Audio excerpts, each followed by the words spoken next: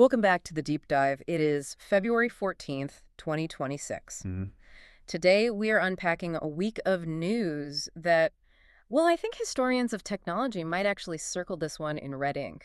It really feels like one of those weeks. Yeah, and we're being very strict here. We are only covering the events that happened between February 2nd and February 9th. A week that really draws a hard line in the sand. It does. And honestly, if you've been following NVIDIA because you like their gaming cards or you just, enjoy chatting with the latest chatbot, this week might be a splash of cold water. A very cold splash of water. Because looking at the sources, we are seeing this decisive shift away from what you could call creative AI. Right. The text and images we're all used to. And a very hard pivot into physical AI and what they're calling industrial world models. That is the big headline. We are not just modeling language anymore. Yeah. We are modeling, the laws of physics, the structure of proteins, the layout of these massive factories. And the economics behind it all are changing just as fast. Oh, absolutely. We have a lot to get through today. We're going to talk about a potential $20 billion check to OpenAI. Which changes everything. A breakthrough in something called 4-bit math that, fundamentally changes the cost of intelligence. And we have to talk about it. The gamers. The rumors that NVIDIA is pausing its gaming GPU lineup for the first time in 30 years. It really is the end of an era. And the start of a much louder, much heavier industrial one. Let's dive in. I want to start with the brain of it all, the research. Okay. On February 4th, NVIDIA's Nematron Labs released a blueprint for agentic AI. Now, we hear the word agent all the time. Right. It's the marketing buzzword of the year. Exactly. So what did they actually launch? How is this different from the chatbots we've been using for years? This is probably the most critical distinction to make right now. So think of a standard chatbot like a really good librarian. Okay. You ask a question, it runs to the shelves, finds the passage, and reads it back to you. That's retrieval. What Nematron Labs released is a framework for an agent. An agent is not a librarian, it's more like a research analyst. It doesn't just read, it plans, it reasons, and it actually executes tasks based on what it finds. So it's the difference between asking, what does this contract say, versus telling it, find the error in this contract and, fix it. Exactly that. Yeah. Specifically, they released a framework for document intelligence. It uses their open Nematron models, the parse and RAG models. And they're tackling the single biggest problem in enterprise, which is just messy data. Unstructured files. We're talking millions of PDFs, messy charts, scanned receipts, all the stuff that every corporation is just drowning in. Unstructured is just the polite engineering way of saying messy data that a human has to read, isn't it? Right. Computers hate PDFs. They're visual documents, not databases. The breakthrough here is turning that whole messy pile of digital paper into a living knowledge graph. And the source material points to DocuSign as a primary example. Which makes perfect sense. DocuSign has, almost 2 billion users? That is an unbelievable amount of paperwork. Millions of transactions every single day. And they're just using this to summarize a lease agreement. They're looking at this agentic AI to actually reason through, say, a complex transaction history or even a legal dispute. So a dispute comes up over some liability clause that's buried in a 40-page document from 3 years ago. The old way is you pay a lawyer $500 an hour to sit there and read it. The new way is an agent scans 50 related documents, pinpoints the clause, cross-references it with state law, and tells you if you're liable. That's agentic AI. It's moving from the creative department, writing marketing copy, into the legal and ops departments. And that's where the real enterprise budget is. Speaking of just massive scale, we also saw a pretty interesting move in the open ecosystem on that same day, February 4th. NVIDIA added support for Kimi K2.5. Yes, for Moonshot AI. And the specs on this they're eye-watering. It's a vision language model with 1 trillion parameters. 1 trillion, we just throw these numbers around now, but that's roughly the same scale as GPT-4, isn't it? It's absolutely in that same tier. It handles text, image, and video, and it has a context length of 262,000 tokens. Wow.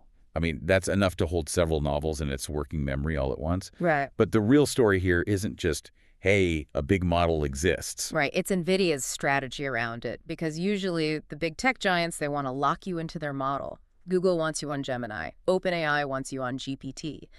But NVIDIA is supporting a competitor. NVIDIA doesn't care which model wins. They just care that the model runs on their chips.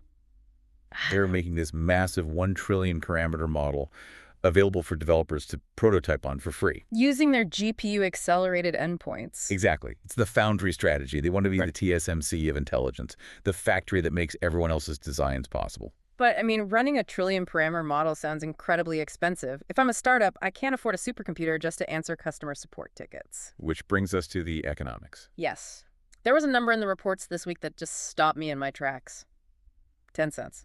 10 cents per million tokens. For context, when GPT-4 first came out just a couple years ago, was it $30, $60 for that same amount of data? It was orders of magnitude higher. This analysis from February 3rd, it looked at what they called inference cost economics. Right. And it basically argues that if you upgrade to the new Blackwell platform and you use an open source model like Llama 3.1, you get a 4x to 10x cost reduction. Compared to the older Hopper chips. So this is the counterintuitive part. You buy the new, more expensive hardware, and it saves you money. It lowers your total cost of ownership, your TCO. Think about it. If you can process data for 10 cents per million tokens, you can afford to put AI in literally everything. Toasters, video game characters, podcasts. At that price, intelligence just becomes a utility, like electricity. You don't think about the cost of flipping a light switch. But it's not just the hardware, is it? The sources mentioned a new software feature on February 9th called TensorRT-LLM AutoDeploy. This is the secret sauce. This is so important. Historically, taking a huge model like Llama and making it run efficiently was a nightmare. You needed a PhD to do it. You had to manually figure out sharding, how to break the model across multiple chips, and quantization, how to compress the data. Okay, sharding sounds like something that happens when you drop a plate. Can you explain that simply? It's a good analogy. Imagine you have a giant encyclopedia that's too heavy for one person to lift. Okay. Sharding is like tearing the book in half so two people can carry it. But if you tear it in the middle of a sentence, the information gets lost. AutoDeploy figures out exactly where to tear the book automatically so it can be read by multiple chips at once without losing anything. And it does this without a human engineer tuning it. That's the key. The benchmark they shared was, it was very impressive. 350 tokens per second per user on the Nematron 3 nano model with no manual tuning. It just democratizes speed. It really does. Yeah. So they're making it cheaper and easier. But how are they physically achieving those speeds? I saw something in the technical blog about 4-bit math or NVFP4. Yes. This sounds like we're getting in the weeds, but the report made it seem crucial. It is the fundamental physics of how these chips think. On February 6th, NVIDIA published a deep dive on NVFP4. That's NVIDIA Floating Point 4. Okay, so help us out. Computers usually use 16-bit or 32-bit numbers, to be precise. Right. Think of it like a photograph. 32-bit is a high-definition 8K raw image. Every pixel is perfect. 4-bit is like a heavily compressed JPEG. It's blocky. It has way less data. And historically, if you tried to run an AI on 4-bit numbers, it got stupid. It just lost too much nuance. Like trying to read a blurry book, you might miss the difference between can and can't. Exactly. But NVIDIA and the Blackwell architecture have basically solved this. They found a way to use 4-bit math while maintaining the model's intelligence. And the performance gain is huge. The Blackwell Ultra GPUs can hit 15 petaFLOPS of throughput using this. That is 3 times the speed of the previous standard, FP8. And what does that mean for training time? Because that's where the real money is. They pre-trained Llama 3.1 405B, a huge model, in just 64.6 minutes. 64 minutes. On a 512 GPU cluster. I mean, that used to take weeks, if not months, just a few years ago. It was almost twice as fast as the prior generation. And they already teased the next step. Yes, the sources also laid out the roadmap. After Blackwell comes Rubin in late 2026, 2027. And Rubin is going to be there. What?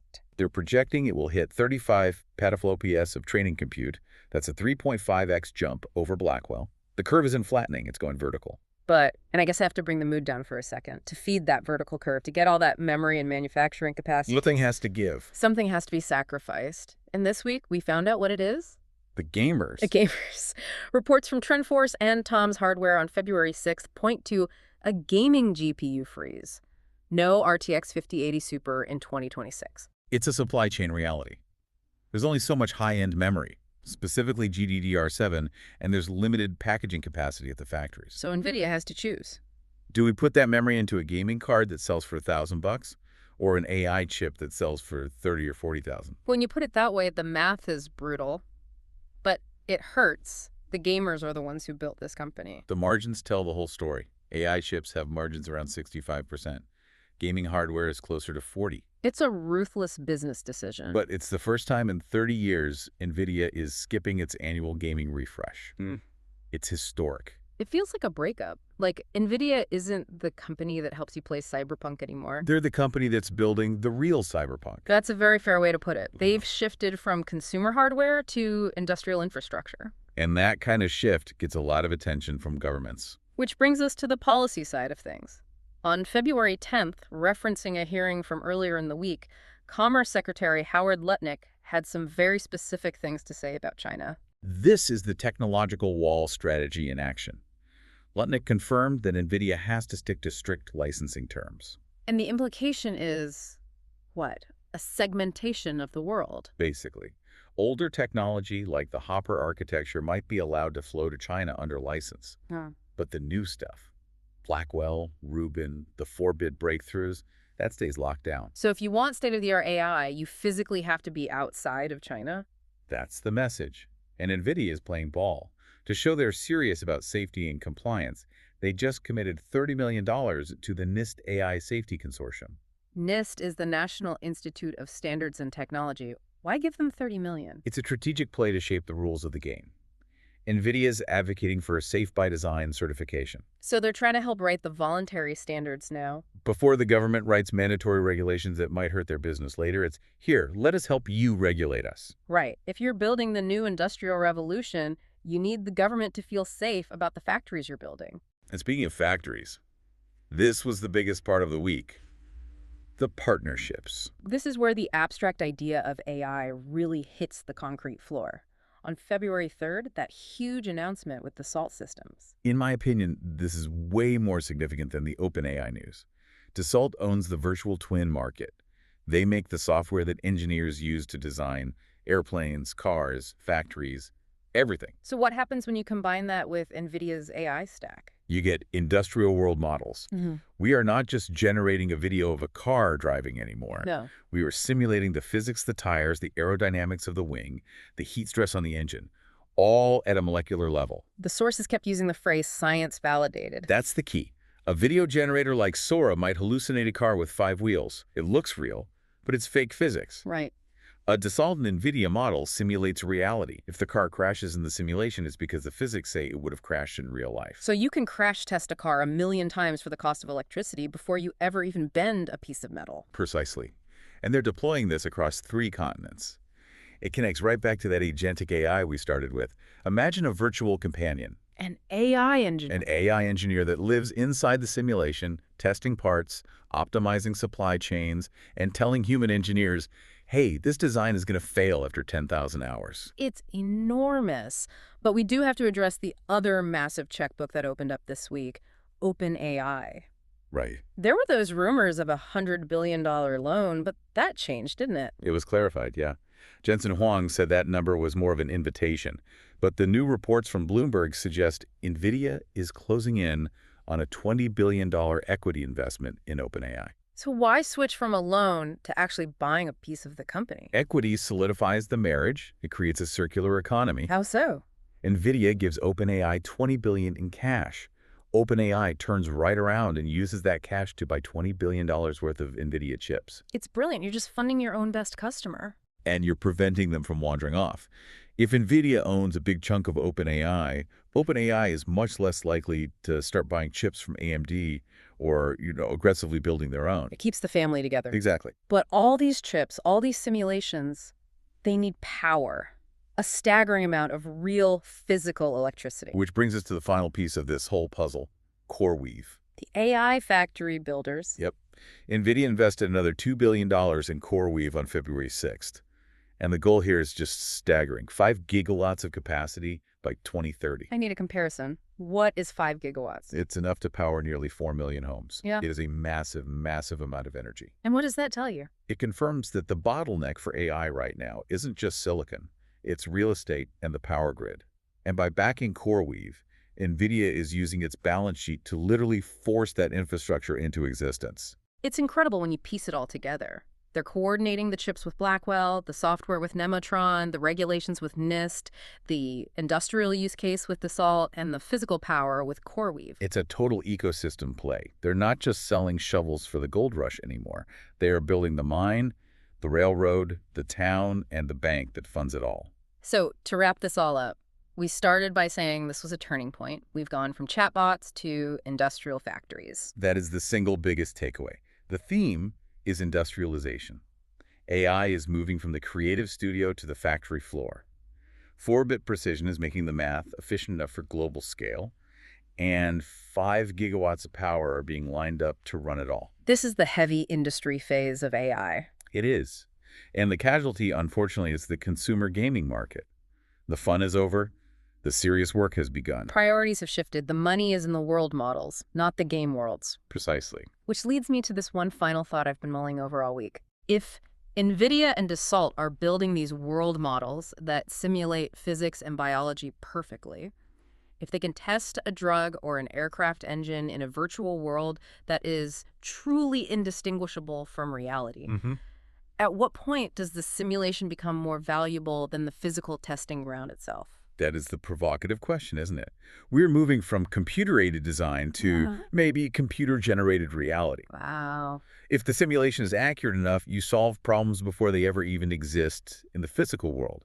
The map becomes more important than the territory. A world where the digital twin is the master copy, that is definitely something to think about. It certainly is. And we want to leave you with a question today. Look at your own workflows. Are you using agents that can actually reason and act, or are you still just chatting with bots? Because the industry is moving on, it might be time to upgrade your thinking. Thanks for listening to The Deep Dive. We'll see you next time.